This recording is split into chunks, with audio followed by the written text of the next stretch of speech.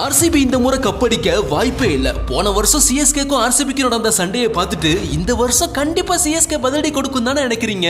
ஆனா சிஎஸ்கே ஜெயிக்கவும் வாய்ப்பு இல்ல, ஆர்சிபி ஜெயிக்கவும் வாய்ப்பு இல்ல. அதுக்கு பதிலா இந்த வருஷம் ஜெயிக்க போவது வேற ஒரு டீம்னு சொன்னா உங்கள எத்தனை பேரால் நம்ப முடியும்? அதாவது இந்த 2026 ஐபிஎல்ல எப்படா நம்ம ஆர்சிபியை ஜெயிச்சு பழி வாங்குவோம்னு அந்த ஒரு டீம் இப்ப வரையும் காத்துட்டு இருக்குங்க. ஆனா அது சிஎஸ்கேவும் கிடையாது. அப்படி ஆர்சிபியை தோற்கடிச்சு இந்த வருஷம் ஐபிஎல்லையே வின் பண்ண போற அந்த ஒரு டீம் யாருங்கிறத தான் இந்த வீடியோல டீடைலா பார்க்க போறோம். இந்த வருஷம் ஐபிஎல்ல நடக்க போற மிகப்பெரிய ஒரு சம்பவங்க இது. சோ ஸ்கிப் பண்ணாம கடைசி வரையும் பாருங்க. Welcome to IR Tamil.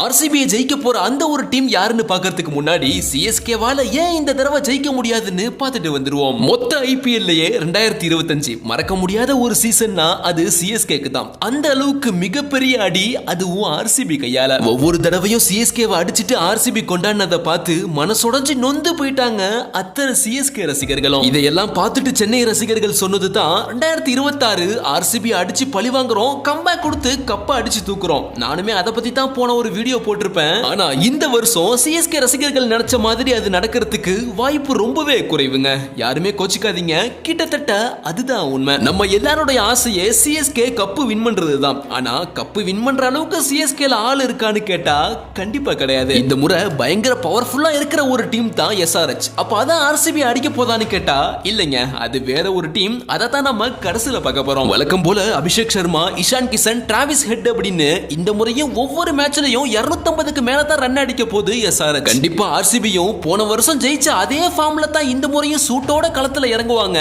அந்த அளவுக்கு ரெண்டு டீம்லயும் தான் அப்படி இருக்காங்க பிளேயர்ஸ். இந்த ரெண்டு டீமும் தான் கண்டிப்பா டேபிள் டாப்பும் வர வாய்ப்பு இருக்கு. அடுத்தடுத்த இடத்துல கேகேஆர், பஞ்சாபும் வர வாய்ப்புகள் இருக்கு. இதுக்கெல்லாம் அடுத்த ஸ்டேஜ்ல தான் சென்னை இருக்க வாய்ப்பு இருக்குங்க. ஏன் இப்படி சொல்றேன் அப்படின்னா தோனியோட கேப்டன்சியை நல்லா எதிர்பார்க்கலாம், சஞ்சுவோட பேட்டிங் புதுசா இருக்கும், இன்னும் நிறைய புது இளம் வீரர்களோட பெர்ஃபார்மன்ஸையும் பார்க்கலாம். போன தடவை மாதிரி சிஎஸ்கே பயங்கர அடிலாம் வாங்கிடாம இந்த தடவை கொஞ்சம் மீடியம் லெவல்ல பெர்ஃபார்மன்ஸ் பண்ணி டேபிளோட நடுப்பகுதியில் இருக்க வாய்ப்பு இருக்கு. அப்போ சென்னை கப்படிக்க வாய்ப்பு இல்லையான்னு கேட்டா இருக்கிற பேட்டர்ஸ் நல்ல ஒரு ஹிட்டர்ஸா மாறணும், பவுலிங்ல இன்னும் கொஞ்சம் மிரட்ட ஆரம்பிக்கணும். இது மட்டும் நடந்துட்டா கண்டிப்பா இந்த வருஷம் சிஎஸ்கேக்கு தான் கப்பு.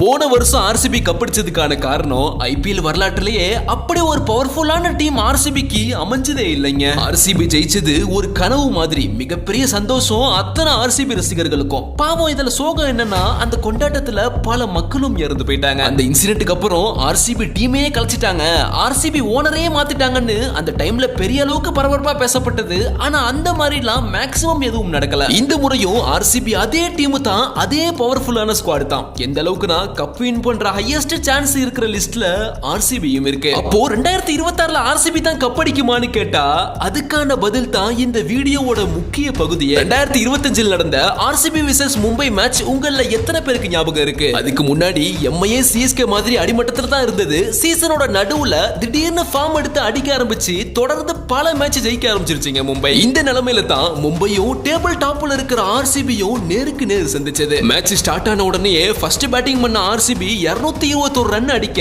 இந்த ரன்னை பார்த்துட்டு இதெல்லாம் எம்ஐக்கு பெரிய மேட்ரே இல்லைன்னு தான் மும்பை ரசிகர்கள்லாம் நினைச்சாங்க. ஆனா அடுத்து மும்பை பேட்டிங்கும் ஸ்டார்ட் ஆகுது. ஓபனிங்ல ரோஹித் சர்மாவும் ரிக்கல்டனும் ரெண்டு பேரும் 17 ரன்லயே டக்குன்னு அவுட் ஆகுறாங்க. சரி அடுத்து சூரியகுமார் யாதவ்லாம் இருக்காருன்னு வெயிட் பண்ணி பார்த்தா மக்கள்லாம் வெயிட் பண்ணி பாக்குறாங்க.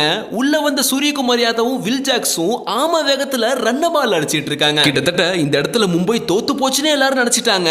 அந்த அளவுக்கு எம்ஐயோட ஸ்கோர் கார்டு ரொம்பவே மோசமா இருந்தது. இந்த நிலைமையில உள்ள வந்து திலக் வர்மா பேட்டை திடீர்னு சுத்த ஆரம்பிக்க டீமோட ரன் பாத்தீங்கன்னா எகிர ஆரம்பிக்குது. அடுத்து ஹர்திக் பாண்டியா உள்ள வர இப்போ பாண்டியா ஆர்சிபியை வச்சு வெளுத்து வாங்க ஆரம்பிப்பாரு. எந்த அளவுக்குனா ஒருவேளை நம்ம தோத்து போயிருவோமோ அப்படின்னு ஆர்சிபியோட தோல்வி பயம் கோலியோட கண்ணுக்கு முன்னாடி தெரிஞ்சது. கிட்டத்தட்ட 15 பாலுக்கு 42 ரன்னுங்க பாண்டியா. 300 ஸ்ட்ரைக் ரேட்ல ஆடிட்டு இருந்த இந்த மனுஷனை திடீர்னு விக்கெட் எடுக்க அடுத்து அந்த பக்கம் நல்லா ஆடிட்டு இருந்த திலக் வர்மாவும் 56 ரன்னுக்கு அவுட் ஆகி வெளியே போறாங்க.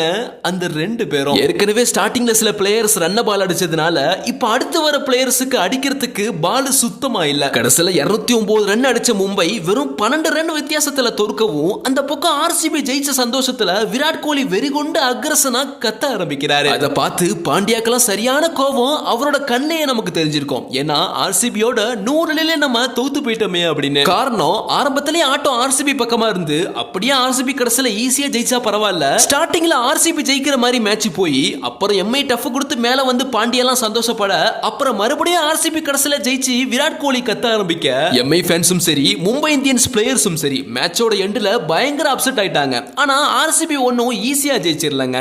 கிட்டத்தட்ட ஒரு மரண பயத்தை ஆர்சிபிக்கு காட்டிட்டு தான் வெளியே போனுச்சு எம்ஐ. அந்த அளவுக்கு ஆர்சிபி விசஸ் எம்ஐ அன்னைக்கு ஒரு அது சரியான மேட்ச். ஃபைனல்ஸுக்கும் எம்ஐ போகாததுனால மறுபடியும் எம்ஐ விசஸ் ஆர்சிபி மேட்ச் நடக்கவே இல்லைங்க. சோ இந்த ஆர்சிபி விசஸ் எம்ஐ மேட்ச் தான் இந்த 2026 வருஷத்துல எப்படி இருக்க போகுதுன்னு பல பேர் ஆவலோட காத்துட்டு இருக்காங்க. ஆமாங்க, நான் சொன்னது இதுதான். நம்ம எல்லாரும் சிஎஸ்கே விசஸ் ஆர்சிபி மேட்சுக்கு தான் ஆவலோட காத்துட்டு இருப்போம். ஆனா உண்மையிலேயே பெரிய ஒரு சம்பவம் காத்துட்டு இருக்கிறது ஆர்சிபி விசஸ் எம்ஐ மேட்ச்ல தான். இங்க பாண்டியாவா இல்ல அங்க அந்த கோலியாங்கிற மாதிரி தான் இருக்க போகுது. ஆனாலும் நம்ம ஒன்னு நினைக்கிறோம், ஆனா அங்க நடக்கிறது ஒன்னா இருக்கும். இந்த சீசன்ல என்ன வேணாலும் நடக்கலாம், எந்த டீம் வேணா கப்படிக்கலாம். எப்போ என்ன நடக்க போகுதுன்னு யாராலையும் சொல்ல முடியாதுங்க. சோ என்ன நடக்க போகுதுன்னு நம்ம பொறுத்திருந்தே பார்ப்போம். இன்னைக்கு நம்ம பார்த்த வீடியோ மாதிரி இந்த சீசன்ல ஆர்சிபி விசஸ் எம்ஐ தான் ஃபைனல் மேட்சா, இல்ல சிஎஸ்கே வின் பண்றதுக்கு வாய்ப்பு இருக்கா, இல்ல வேற எதுவும் டீம் திடீர்னு வேகம் எடுத்து மேல வருமா அப்படிங்கறதையும் உங்களுடைய கருத்தை மறக்காம கீழே கமெண்ட்ல சொல்லுங்க. அடுத்து ஒரு இன்ட்ரெஸ்டான வீடியோவுடன் மீண்டும் சந்திப்போம்.